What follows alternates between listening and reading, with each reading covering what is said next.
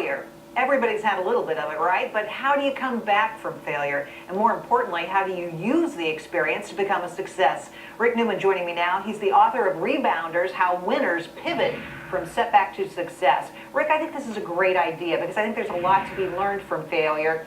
You say a lot of really highly successful people that we already know have gone through this. Who would you say? Yeah, I started looking into the backgrounds of people many of us have heard about, and it turns out that seems like almost everybody who's successful has struggled at some point, and they had to overcome some setback. What I found that I thought was really interesting is that these people actually learned things through those setbacks that helped them become successful later on. So the setback actually contributed to their success, or amplified their success, if you will. So I went back in time, I looked at Thomas Edison and everything he learned from experiments that went nowhere. They were essentially laboratory failures, but many times he learned things from those experiments that contributed to something else, contributed to the electric lighting system or his telephone innovations. So he picked up a little something all along the way. And it never bothered him that these experiments didn't work out because he always knew that something might come of that. And then I looked at a lot of more modern people as well.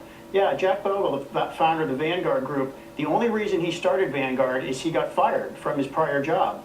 He was kind of going along, he thought everything was fine, he was running a mutual fund company, and there was a boardroom coup basically. There were some mistakes that led up to it, he acknowledged those mistakes, and getting fired from Vanguard, I mean, it took a while. You know, these processes don't just flip overnight. No. It takes a while to work through this all. But that got him started on Vanguard. It took 7 years to get Vanguard off the ground, but Vanguard eventually changed the mutual fund industry, as we know. Right, and he is really the father of the whole idea of indexing. Mutual fund industry as we know it today. Right. All right, so let's walk through a little bit of this. You say you have to know when to quit. What do you mean? I thought you were never supposed to quit. Well, there's this old slogan like failure is not an option. But people who do hard things know that failure is an option. It is just a fact. You run into this in Silicon Valley, for example, all the time. They take a lot of risks on companies out in Silicon Valley.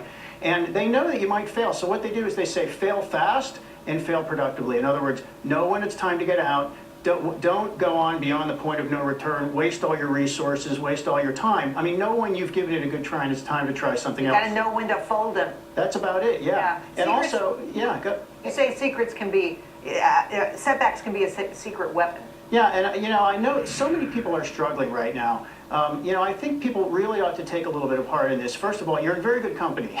If you feel like you're struggling, you're not sure why you're not getting ahead. But second of all, keep an open mind. Figure out what you might be doing wrong and learn from these things, because this is a terrific learning opportunity, because you're not going to learn these things any other way. You try to do something hard. You're not going to always give it 3 shots or 4 shots. So take the opportunity to say what worked and what didn't work, and then start fixing what didn't work. I mean, that is the way to fail productively, if you will, instead of wallowing in regret or bad feelings or trying to blame somebody. I mean, that just doesn't help anybody, which is another commonality I found in these people, is they just don't get wrapped up in emotion. They feel emotional when they fail. They hate it as much as anybody else, but they find a way to put that emotion aside and really analyze what went wrong. Plan for what can go wrong. Yeah, absolutely. A lot of people, we talk about optimism, and you have to stay optimistic, but optimism doesn't mean everything will work out just because it should. And this is another thing. I asked a lot of people who are successful, I asked them, do you consider yourself an optimist? A lot. They've been through trouble, they know things can go wrong, and what this has taught them is prepare for things to go wrong. So when you anticipate what might go wrong, that's not necessarily optimistic, but it gives you a lot of confidence because you develop the ability to react better when things do go wrong. Smart ways to fail. Yeah, like I said, fail fast.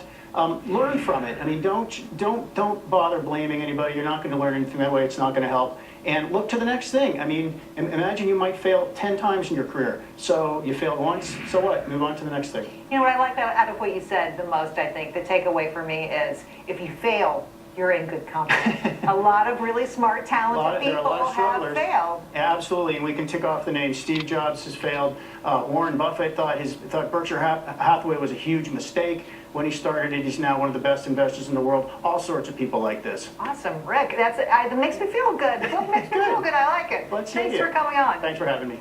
All right, coming up.